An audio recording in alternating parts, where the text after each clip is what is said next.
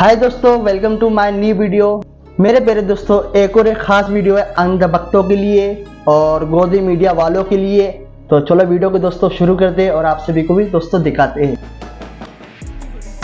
अगर ये चुनाव जीत गए, मेरे से लिखवा लो, 2 महीने के अंदर उत्तर प्रदेश का मुख्यमंत्री बदल देंगे। योगी आदित्यनाथ की राजनीति खत्म करेंगे, उनको भी निपटा देंगे। अगर आप उत्तर प्रदेश का दौरा कर रहे हैं तो आपको इस तरह की होर्डिंग दिख जाएगी जिसमें केवल नरेंद्र मोदी नजर आते हैं। ये गड़बड़े बाबा। बेहद खतरनाक मिशन चालू किया हुआ है प्रधानमंत्री जी ने, बहुत ही खतरनाक। उस मिशन का नाम है वन नेशन वन लीडर। अगर ये चुनाव जीत गए, इन्होंने बीजेपी का एक नेता नहीं छोड़ा। आडवाणी जी की राजनीति खत्म कर दी इन्होंने, मुरली मनोहर जोशी की राजनीति खत्म कर दी, सुमित्रा महाजन की। शिवराज सिंह चौहान जिसने मध्य प्रदेश का चुनाव जीत के दिया इन लोगों ने, शिवराज सिंह चौहान ने उसको मुख्यमंत्री नहीं बनाया, उसकी राजनीति खत्म कर दी। वसुंधरा राजे की राजनीति खत्म कर दी इन्होंने, खट्टर साहब की राजनीति खत्म कर दी, डॉक्टर रमन सिंह की राजनीति खत्म कर दी। अब अगला किसका नंबर है?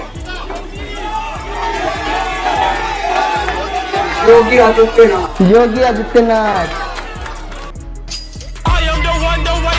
योगी आदित्यनाथ अपनी रैलियों में बहनों और भाइयों कहते हैं, नरेंद्र मोदी भाइयों और बहनों कहते हैं। और भाइयों, मेरे प्यारे भाइयों बहनों तो बहनों और भाइयों, केजरीवाल को गिरफ्तार करके उन्होंने एक मैसेज दिया है सारे देश को कि अगर मैं केजरीवाल को गिरफ्तार कर सकता हूं तो किसी को भी गिरफ्तार कर सकता हूं। उत्तर प्रदेश में आजादी के बाद जितना औद्योगिक विकास नहीं हुआ वो अकेले योगी जी के कालखंड में हुआ है। क्या इसलिए मोदी बार बार योगी का नाम लेकर बीजेपी के कार्यकर्ताओं, समर्थकों और यूपी के मतदाताओं को यह संदेश दे रहे हैं कि योगी के साथ ऐसा कुछ नहीं होगा जो शिवराज और खट्टर के साथ हो गया? इसकी गारंटी मैं नहीं दे सकता। मोदी की गारंटी कर्नाटका को पूरे देश का नंबर 1 राज्य बनाने का लिए, हम तेलंगाना को देश का नंबर 1 राज्य बनाएंगे। नंबर 1 राज्य। समझ में नहीं आ रहा। उड़ीसा को हम नंबर 1 बना देंगे। अब उड़ीसा को बनाएगा नंबर 1। इतने स्टेट को नंबर 1 कैसे बनाओगे? जोर जोर से बोल के लोगों को स्कीमें बता दे। नेशन वांट्स टू नो आप इतने रिलैक्स कैसे? उठा ले रे देवा, उठा ले रे बाबा। उनको कहिए कि आप उड़ीसा के जिलों के नाम बोलिए और जिलों के कैपिटल के नाम बोलिए। और जिलों के कैपिटल के नाम बोलिए। बताओ, जिलों में राजधानी होती है कहीं क्या? और हमारे लखनऊ वाले की तो गिनती सुने थे आप, 46 में 56। तो भक्त उसको भी जस्टिफाई करेंगे, कहेंगे कि मोदी जी ने कहा है तो कुछ सोच कर ही कहा होगा।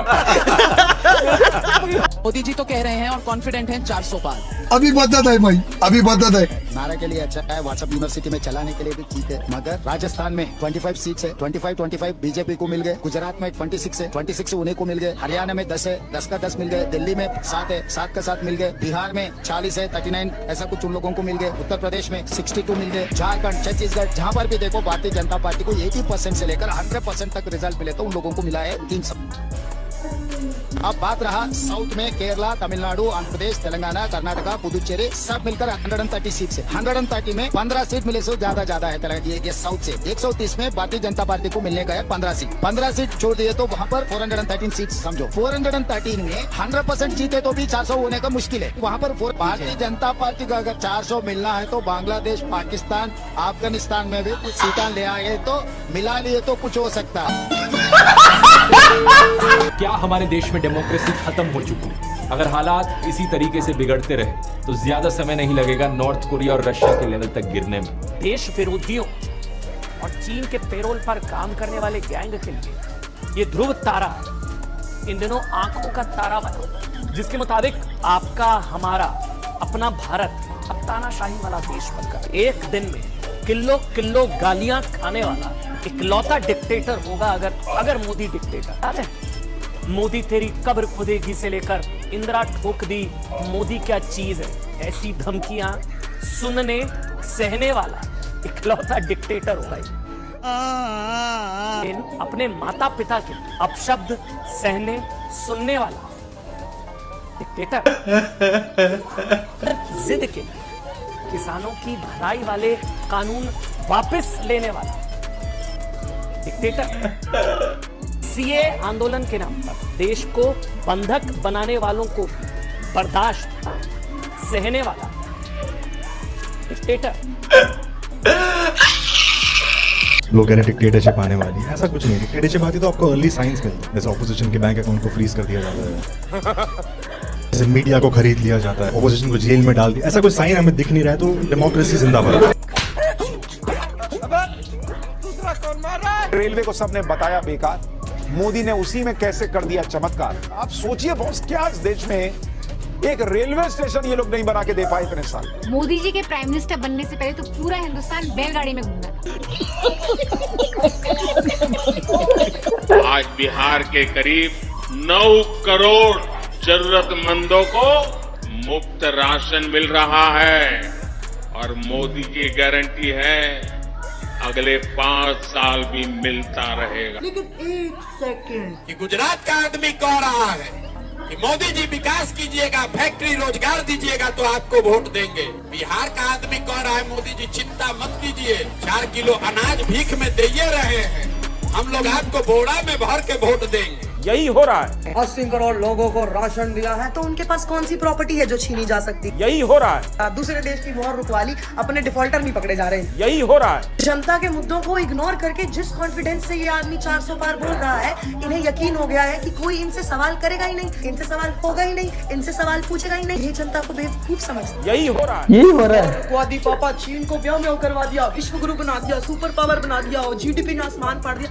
तो ये आदमी वोट क्यों नफरत पे मांग रहा है? यही हो रहा है। शर्म की बात है कि इनके 10 साल की सरकार के बाद भी जब तुम लोग सोचते हो कि शायद ये आदमी डेवलपमेंट पे बात करेगा तो ये कहता है कि ऑपोजिशन मटन खा रहा है। यही हो रहा है। जब तुम सोचते हो कि शायद ये महंगाई के बारे में बात करेगा तब ये तुम्हें मंगलसूत्र का डर दिखा रहा है। यही हो रहा है। जब तुम सोचते हो कि यार अब ये भूखमरी और गरीबी में तो बात कर ही सकता है तो ये वही घिसी-पिटी हिंदू मुसलमान वाली स्पीच तुम्हारे को ला के दे देता। अंग्रेजी में इसे कहते हैं केक वॉक। यही हो रहा है। कुल्हाड़ी जंगल काट रही थी लेकिन पेड़ कुल्हाड़ी को ही वोट देते रहे क्योंकि उन्हें ब्रेन वॉश करके कन्विंस कर दिया गया था कि तुम भी लकड़ी के ही बने हो और ये कुल्हाड़ी भी लकड़ी की ही बनी। ये कहावत आज सच हो चुकी है। किसी सेठ की नकली दवाई पास कर दी गई इलेक्टोरल बॉन्ड चंदे के बदले में तो किसी सेठ की टैक्स चोरी का नोटिस वापस ले लिया गया। कॉर्पोरेट टैक्स कम किया गया, किसी सेठ को रूल्स बदलकर एयरपोर्ट दे दिए गए, कोयला दे दिया गया। केवल कोयले की माइनिंग का कॉन्ट्रैक्ट नहीं मिला बल्कि ऑर्डर पास किया गया कि सरकारी कंपनी कुछ % कोयला इसी सेठ से खरीदे और वो भी 10 गुना दाम में। बेशर्मी की हाइट्स कर दी पीएम नरेंद्र मोदी और उनके मित्रों ने। कोई सेठ सरकारी बैंकों के रुपए लेकर विदेश भाग गया तो कुछ के लाखों करोड़ के कर्ज माफ कर दिए गए। मजे ही मजे। और फिर टैक्स वसूली की सरकार ने जनता से। पेट्रोल, डीजल, गैस सिलेंडर, खाना सब कुछ महंगा हो गया। 1% अमीर मजे लूट रहे हैं और 99% लोग घाटे में रहे। एक गरीब 5 किलो अनाज लेने के लिए लाइन में लगने में मजबूर हो गया, बेरोजगार हो गया, लेकिन कुछ को अभी भी गुस्सा नहीं आ रहा। हमारे यहाँ ऐसा ही होता है। लास्ट में दोस्तों आप लोगों ने देखा कि आशीष चंचलानी भाई ने क्या बोला है कि हमारे यहाँ ऐसे ही होता है। सब लोगों को पता है कि देश का हालत क्या हो चुका है, बेरोजगारी बढ़ता ही जा रहा है, नौकरियां है ही नहीं, लेकिन फिर भी अभी भी दोस्तों लोगों के आंखें नहीं खुल रहे। मैं तो दोस्तों यही उम्मीद करता हूँ कि जल्द से जल्द दोस्तों हमारे देशवासियों के आंखें खुल जाए और उनको सच्चाई दिख जाए, यूँ अंधे ना बने रहे। तो दोस्तों ये वीडियो था, मैं उम्मीद करता हूँ कि आप सभी को ये प्यारा सा वीडियो पसंद आया होगा। आप सभी को ये वीडियो पसंद आया होगा तो एक लाइक कर देना, शेयर कर देना अपने प्यारे प्यारे दोस्तों में। एंड जो भी मेरा चैनल पर नया है प्लीज़ भाई लोग सब्सक्राइब करके जाना। मिलते जल्दी नेक्स्ट वीडियो में, तब तक के लिए अपना और अपना परिवार का ध्यान रखना। जय हिंद, जय भारत।